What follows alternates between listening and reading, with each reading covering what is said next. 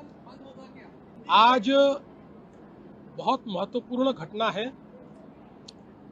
देश के प्रधानमंत्री माननीय नरेंद्र मोदी जी के नेतृत्व में 2014 से देश में माओवाद के खिलाफ जो एक लड़ाई शुरू हुई थी और हमारे केंद्रीय गृह मंत्री अमित भाई शाह इनके नेतृत्व में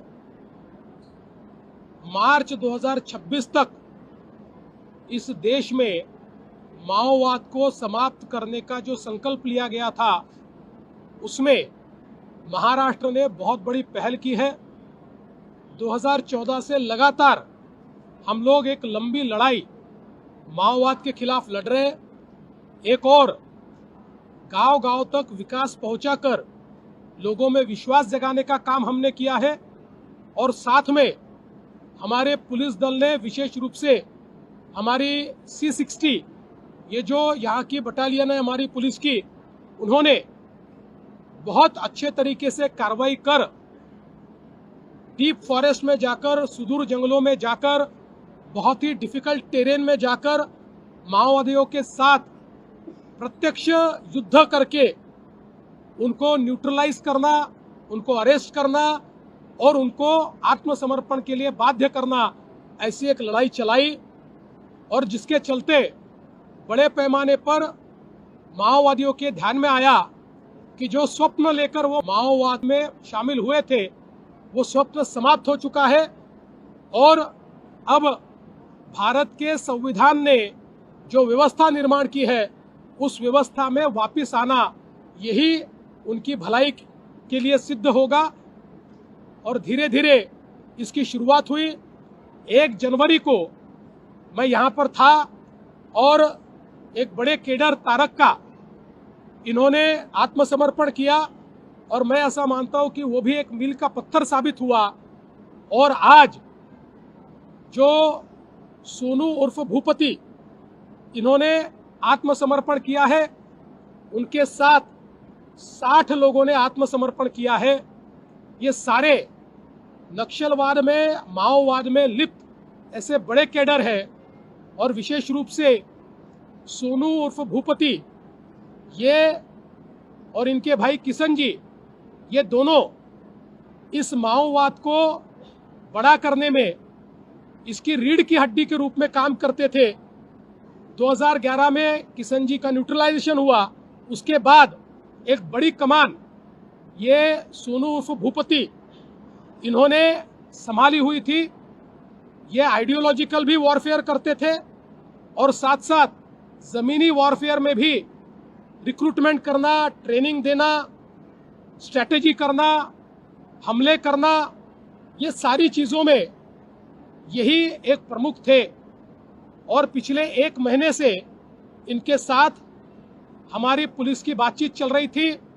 अलग अलग माध्यमों से इनको एक तरफ कन्विंस भी किया जा रहा था कि आपने मुख्य धारा में लौटना चाहिए और दूसरी जगह ऑपरेशंस के माध्यम से उनको ये बाध्य भी किया जा रहा था कि अगर आप नहीं लौटेंगे तो हम लोग ऑपरेशन बंद नहीं करने वाले हैं, हम लोग धीरे धीरे या तो अरेस्ट करेंगे या न्यूट्रलाइज करेंगे।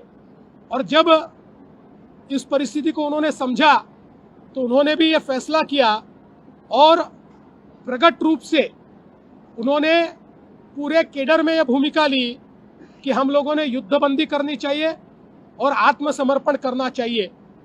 और कुछ लोगों ने उसका विरोध भी किया, लेकिन बड़े पैमाने पर माओवादी कैडर पर उनका एक प्रभाव है। उन्होंने तैयार किए हुए सारे कैडर है, इसलिए उनको समर्थन भी मिला और उन्होंने यह फैसला किया कि महाराष्ट्र की पुलिस के सामने 61 लोगों को लेकर मैं आत्मसमर्पण करूंगा। आज उन्होंने आत्मसमर्पण किया है। इससे माओवाद की रीढ़ की हड्डी आज टूट गई है। महाराष्ट्र में गढ़चिरौली में माओवाद समाप्त हो चुका है। केवल एक कंपनी 10 बची है जिसमें केवल 8 से 10 लोग बचे हैं और हमको लगता है आने वाले दिनों में, चूंकि वो भी लीडरलेस है, कोई लीडर उनके पास नहीं है, छोटा कैडर है, वो भी आने वाले दिनों में आत्मसमर्पण करेंगे या फिर हम लोग उनके ऊपर कार्रवाई करेंगे। तो मुझे लगता है कि जो गृह मंत्री जी ने, प्रधानमंत्री जी ने एक मियाद रखी थी, उससे बहुत पहले महाराष्ट्र की पुलिस ने सफलता के साथ ये कार्य किया है। और अब जो भी बातचीत उनके साथ हो रही है, उससे ये पता चलता है कि उनके आने के कारण बहुत बड़े पैमाने पर देश में, छत्तीसगढ़ हो, तेलंगाना हो, केडर अब आत्मसमर्पण करने के मूड में है। और आने वाले दिनों में बड़े पैमाने पर यह आत्मसमर्पण हमको देखने को मिलेगा। मैं ऐसा मानता हूं कि जिस प्रकार से भारत सरकार ने, प्रधानमंत्री जी है, गृह मंत्री जी है, एमएचए है, आईबी है, इन लोगों ने भी, और हमारे सेंट्रल फोर्सेस है, इन लोगों ने भी इसमें हमारी पुलिस को, हमारी इंटेलिजेंस को, हमारी C60 को मदद की है। मैं उनका भी आभार व्यक्त करता हूं। और एक बहुत अच्छा कार्य करने के लिए आज मैंने हमारे गढ़चिरौली पुलिस को 1 करोड़ रुपए का पुरस्कार जाहिर किया है। नहीं, देखिए, ऐसा है कि जो हमारी बातचीत उनसे चल रही थी, उस समय मुझे हमारे सारे वरिष्ठ अधिकारियों ने कहा कि वो ये चाहते हैं कि महाराष्ट्र में आके आपके सामने वो इस प्रकार से सरेंडर करे। तो मैंने उनको कहा कि आप उनको हाँ कहिए, अगर आवश्यकता पड़ी तो मैं जंगल भी आने को तैयार हूँ, क्योंकि इतना बड़ा केडर अगर आत्मसमर्पण करता है तो ये बड़ी बात है। लेकिन हमारे पुलिस ने उनको गढ़चिरौली में लाकर यहाँ पर उनका आत्मसमर्पण किया।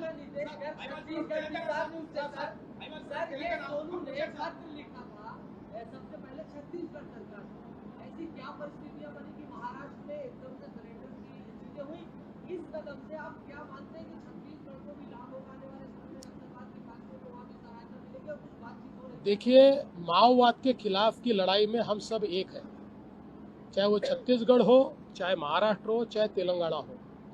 हम एक दूसरे के साथ कोऑर्डिनेशन में ही काम करते हैं। इससे पहले भी हमारी C60 ने अबू जमाड़ के जंगलों में अंदर तक जाकर 50-50 किलोमीटर दूर तक जाकर कार्रवाइयाँ की है, क्योंकि इसमें जिस प्रकार से लीड मिलता है, जिसको लीड मिलता है वो जाकर कार्रवाई करता है। अगर इसमें इंफॉर्मेशन लीक हो गई तो ये कार्रवाई नहीं हो सकती। ये लोग, आपको पता है, जंगलों के राजा है, इनको जंगल पता है, ये जंगलों से बराबर भाग जाते हैं। अब चूंकि बहुत दिनों से हमारी जो पुलिस है वो भूपति के साथ संपर्क बनाए हुए थी, और विशेष रूप से तारक्का जो भूपति की पत्नी भी है और एक बहुत बड़ी केडर भी है, इन्होंने 1 जनवरी को महाराष्ट्र में आत्मसमर्पण किया, उनके साथ के लोगों ने आत्मसमर्पण किया।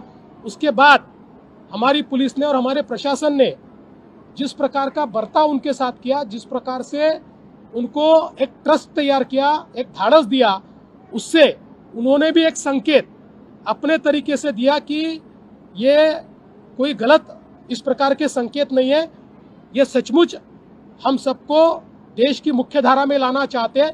ये उसके लिए महत्वपूर्ण हुआ, और उनके आत्मसमर्पण से छत्तीसगढ़, तेलंगाना सभी को फायदा होगा।